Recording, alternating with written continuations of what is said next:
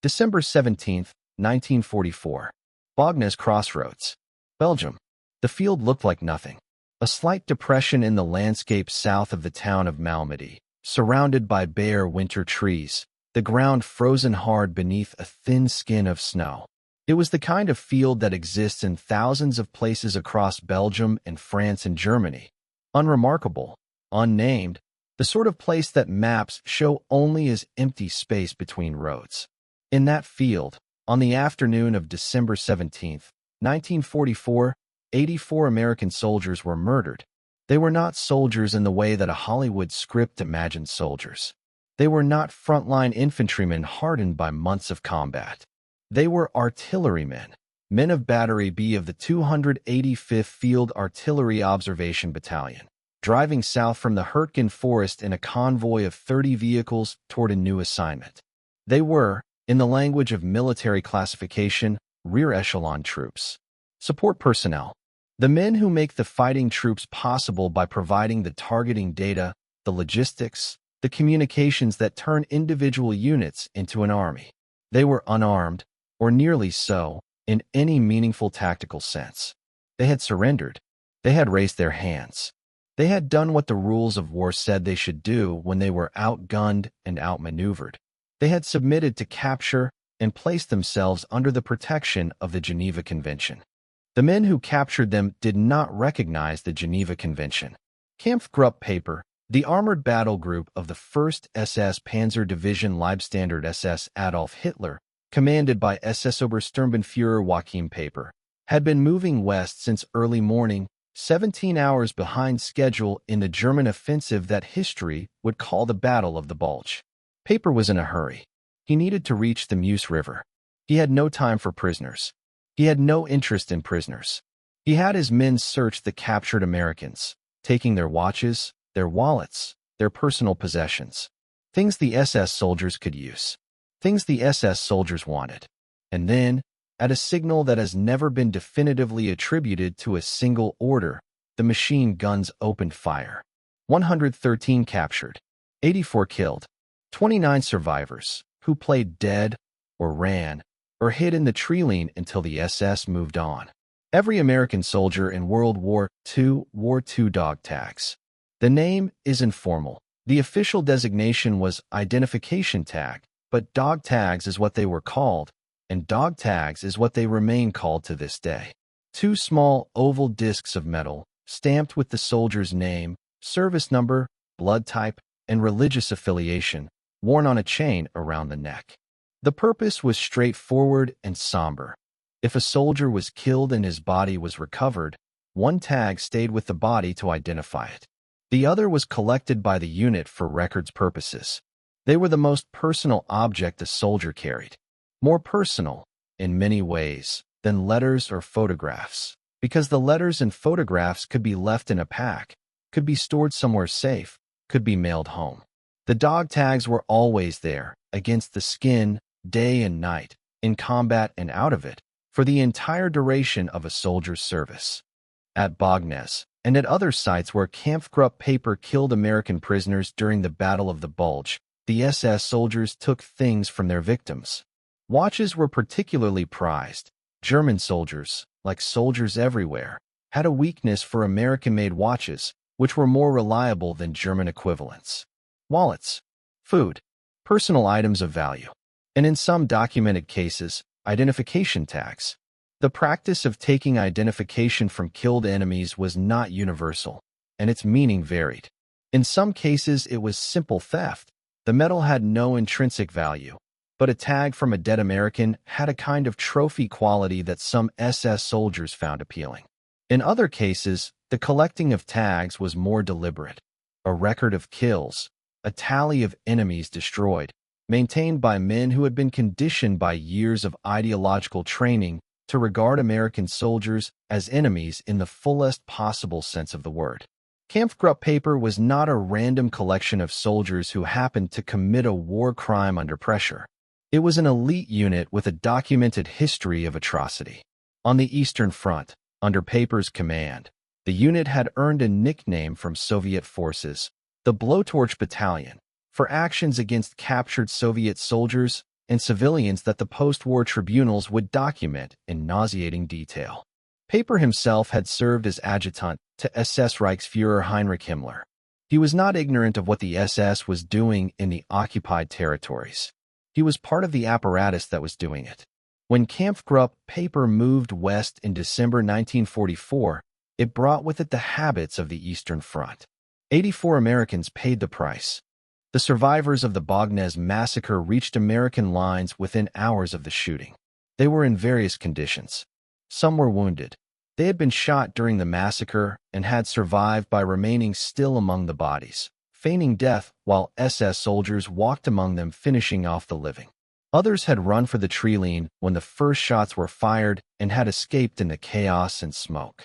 Others had simply, inexplicably, been missed in the machine gun fire and had crawled away in the confusion. What they all had in common was a story. The story spread through the American forces with the speed that atrocity stories always travel in armies, faster than official communications, faster than orders, faster than denials. By the evening of December 17th, every American unit in the vicinity of Malmedy knew what had happened at Baugnez. By December 18th, it had reached the headquarters of the Third Army. General George S.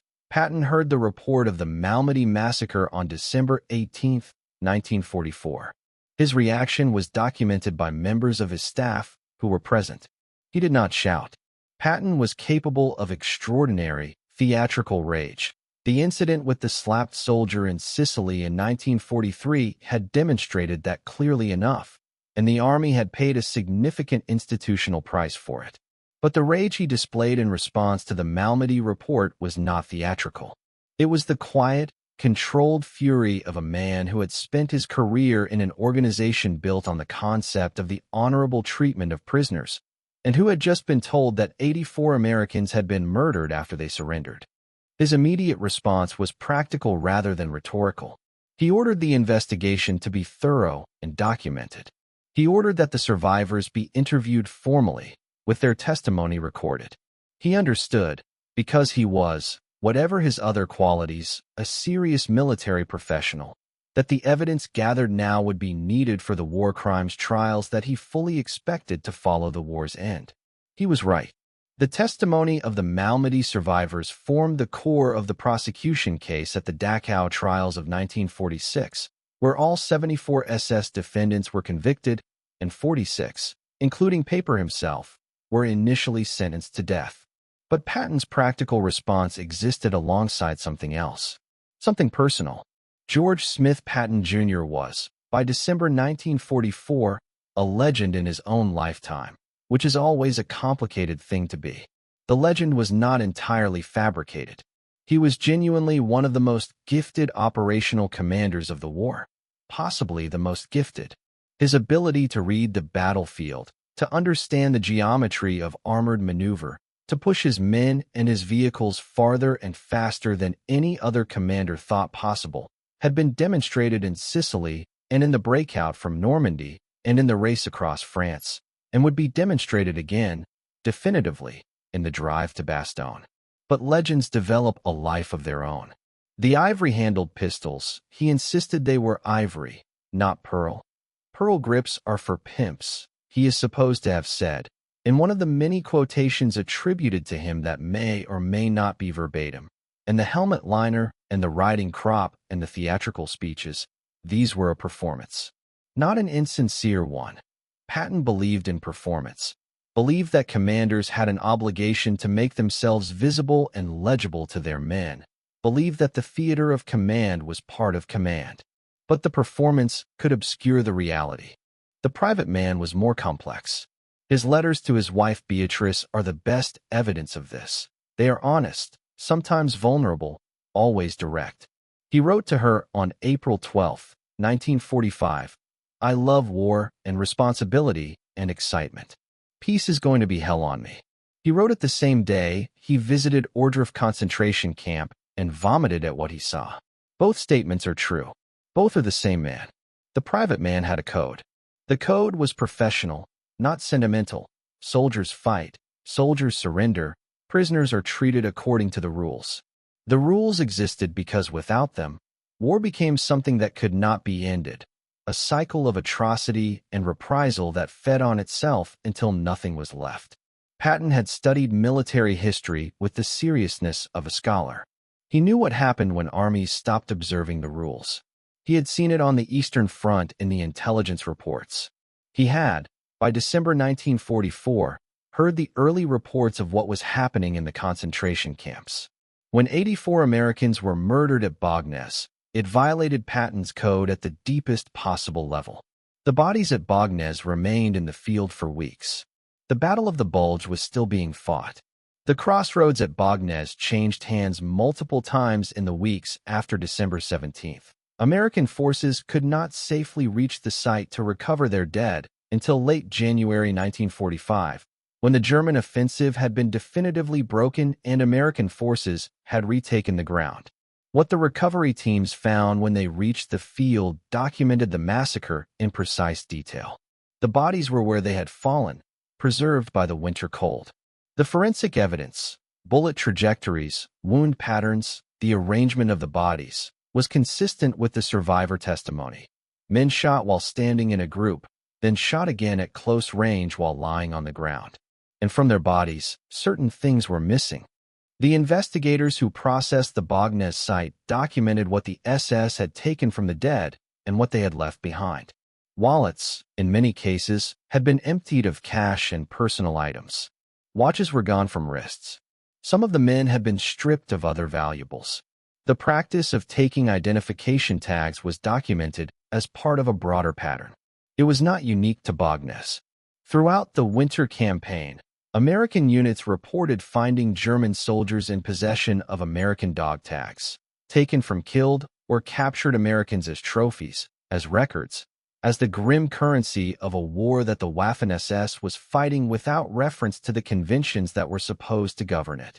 When this information reached Patton, and it did reach him, through the channels of military intelligence and unit reporting that were his eyes and ears across the Third Army's area of operations, his response was, characteristically, to document it. He was already building a case. The same instinct that had led him, at Ohrdruf concentration camp in April, to insist that everything be left untouched for the war crimes investigators.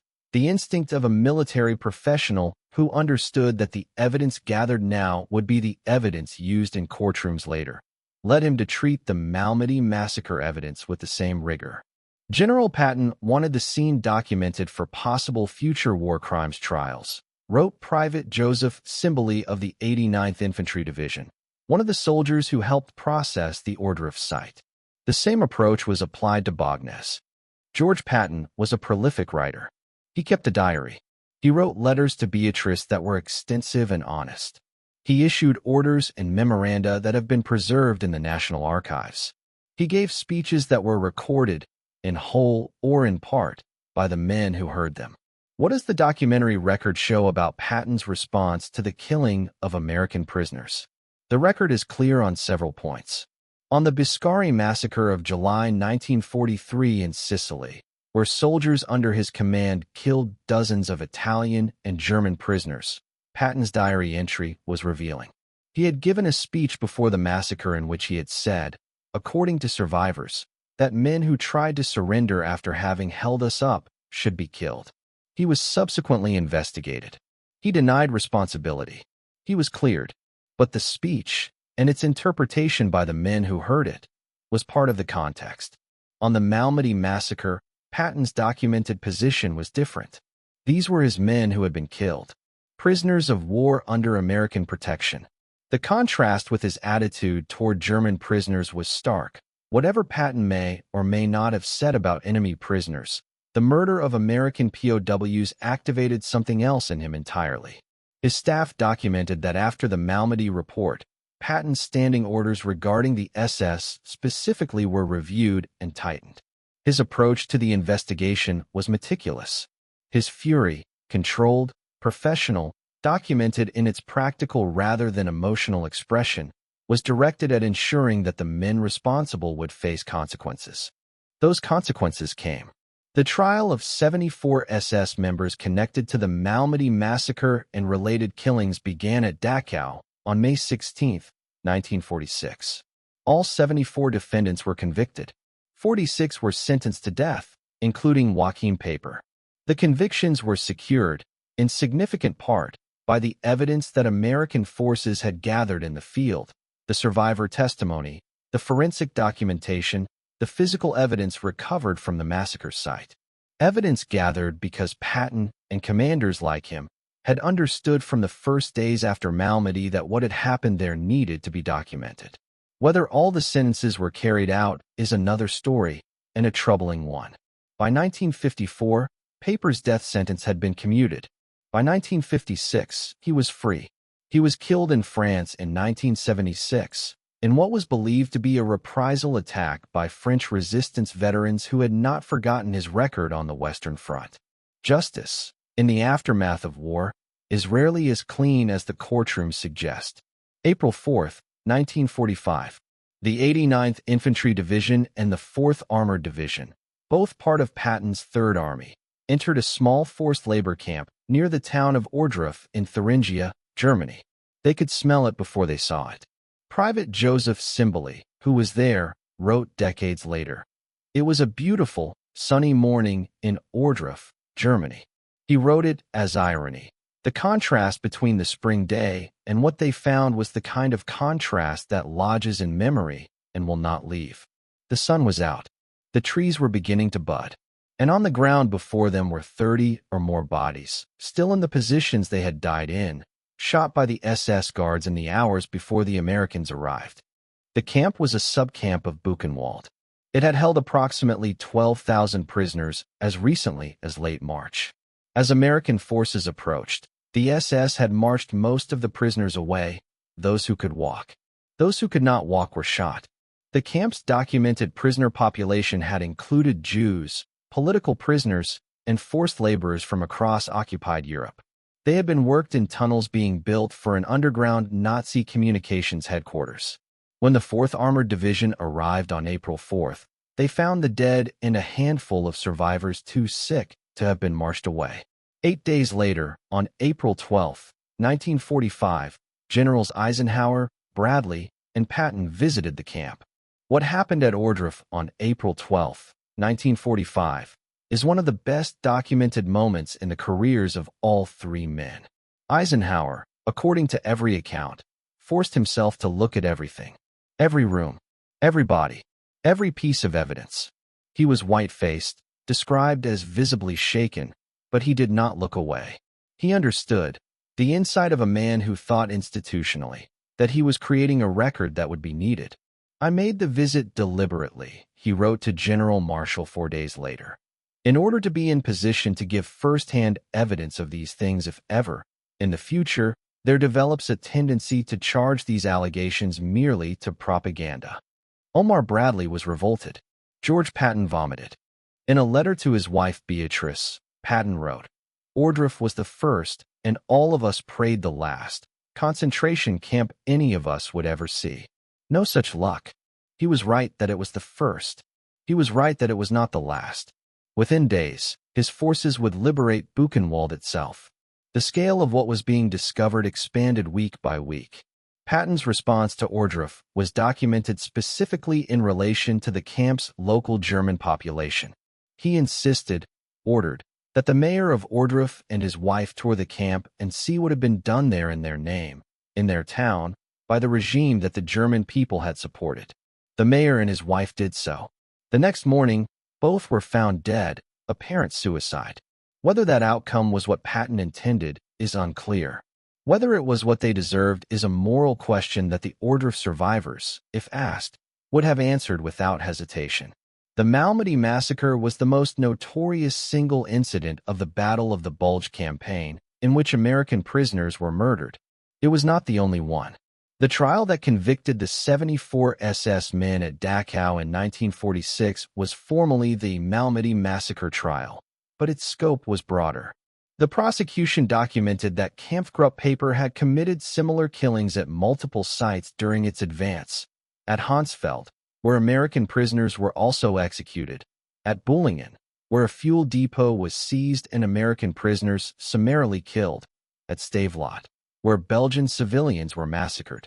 The full tally of American POWs killed by Kampfgruppe Peiper during the Battle of the Bulge has been placed at 362, with an additional 111 Belgian civilians. 362 American prisoners of war, killed after surrender, by men wearing the uniform of an army that had signed the Geneva Convention. Among the documented practices of the SS units conducting these killings was the taking of personal items from the dead. The specific practice of collecting American identification tags, dog tags, was reported by multiple survivors and documented in the investigation files. It was, in the clinical language of war crimes investigation, souvenir collection. In the language of the soldiers whose friends and brothers had been killed and stripped of their identification, it was something else. The dog tag was meant to identify a man's body. It was meant to ensure that his family received confirmation of his death, that his name was recorded, that he was not simply lost. The taking of dog tags by the men who had killed him was, in a specific and deliberate way, an act of erasure, an attempt to make the dead unidentifiable, to deny them even the modest dignity of a recorded death. When American soldiers found German soldiers in possession of American dog tags, the reaction was not philosophical. General Patton's response to the evidence of SS atrocities against American prisoners operated on two levels simultaneously. The first level was institutional. He demanded documentation. He demanded investigation. He supported the collection of evidence that would be used in post-war prosecutions.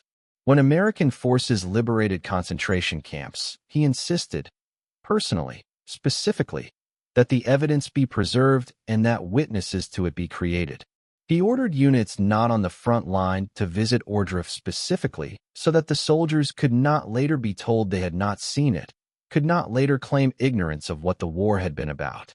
We are told that the American soldier does not know what he is fighting for, Eisenhower had said, justifying his order that troops visit Ohrdruf. Now, at least, he will know what he is fighting against.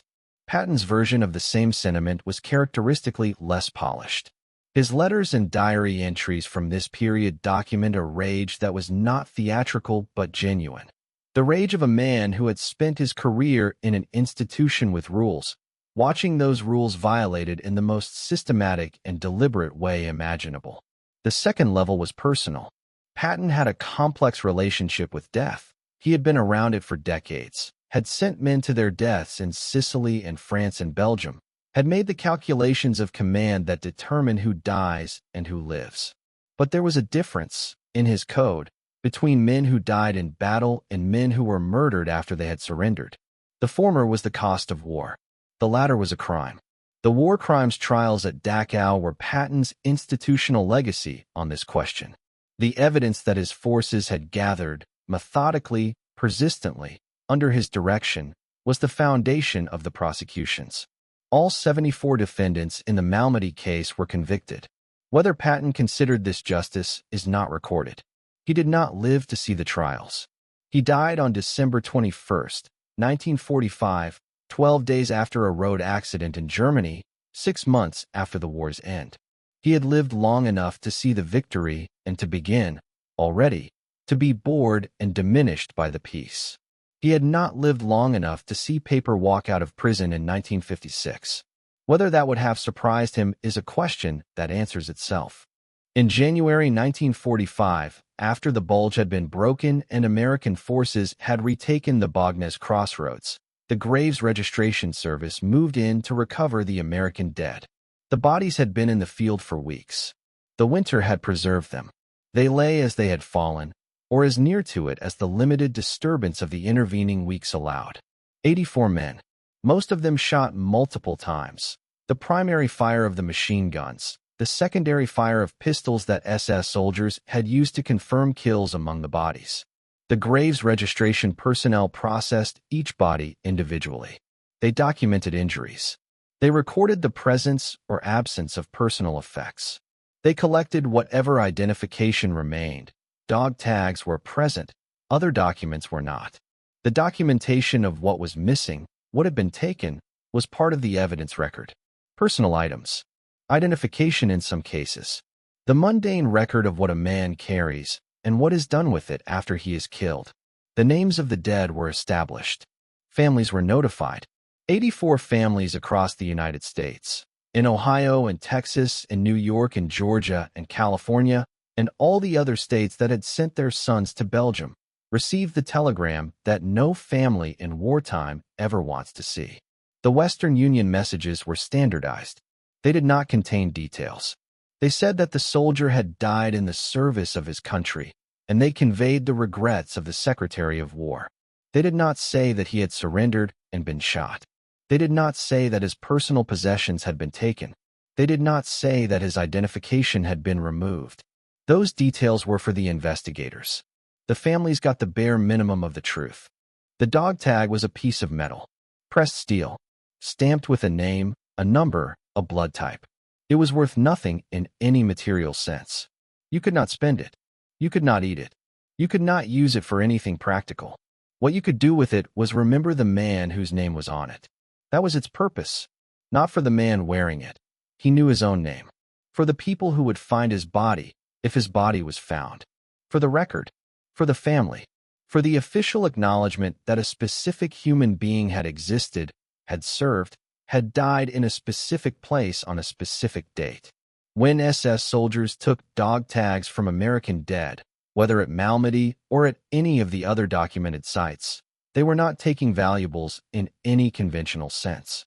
They were taking the means by which those men could be identified. They were taking the record of individual existence and making it a trophy. The men killed at Baugnez on December 17, 1944, were identified eventually. The recovery operation, the survivor testimony, the unit records, all of these allowed the 84 dead to be named. Their names are on the memorial at Henri Chapelle American Cemetery in Belgium, where most of them are buried. Their families knew who they were. But in the weeks between December 17th and late January, when the recovery operations were completed, they were bodies in a Belgian field, some of them without their dog tags, in territory that was still being contested by the army that had killed them. They were, for those weeks, the missing, not yet confirmed dead, not yet named in the official records, present in their families' anxious prayers and absent from the official rosters. When General Patton heard the report of the Malmedy massacre on December 18, 1944, what he heard was not a strategic briefing. He heard that 84 American boys were dead in a Belgian field, shot after they had surrendered, their possessions taken, their identification in some cases removed. He was a general. Generals don't cry in front of their staff, but they remember. And Patton remembered. He remembered in the meticulous way that professionals remember, by gathering evidence, by ordering investigations, by building the record that would make the reckoning possible. The reckoning came at Dachau in 1946, before an American military tribunal, with the evidence that Patton's forces had gathered. It was not perfect justice. Perfect justice would have required that the 84 men of battery be walk out of that Belgian field on the evening of December 17, 1944. But it was the justice that was available, and Patton made sure it happened. The crossroads at Baugnez today is marked by a memorial, a stone monument with the names of the dead, a place that visitors stop at, read the inscription, and move on. The field itself is still there. It has been plowed and planted and plowed again in the 80 years since December 17, 1944. The soil has been turned over many times. The snow that covered the bodies is long gone. But the names are on the stone. 84 names. Men of Battery B, 285th Field Artillery Observation Battalion, United States Army. They are not missing anymore. Their dog tags, the ones that were taken, don't matter now. The names are on the stone. Remember them.